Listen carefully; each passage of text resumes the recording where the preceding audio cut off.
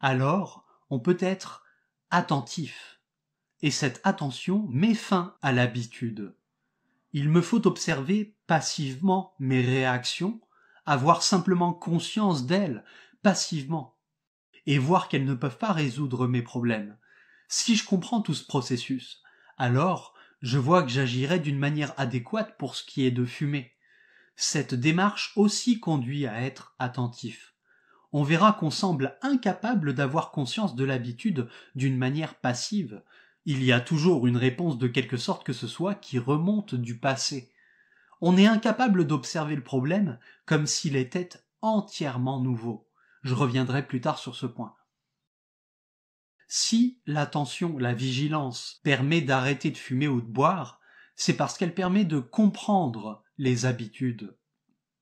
Cette compréhension est importante parce que plus on combat l'habitude, plus on la renforce.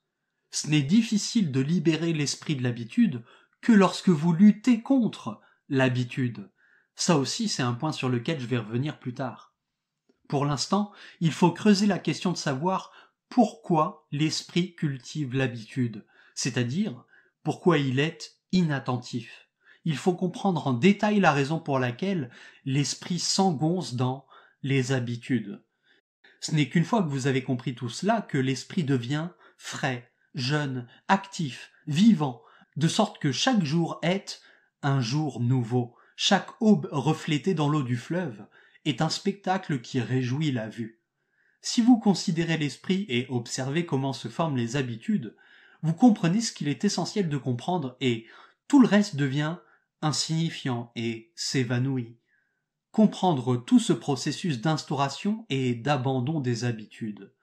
Le désir de fumer disparaît dès que je comprends le problème du tabagisme, des habitudes, des sensations, des exigences psychologiques, etc. C'est important de découvrir pourquoi je vis dans un monde d'habitudes et d'en être conscient, d'être conscient de mes traditions. Sachez pourquoi vous fumez.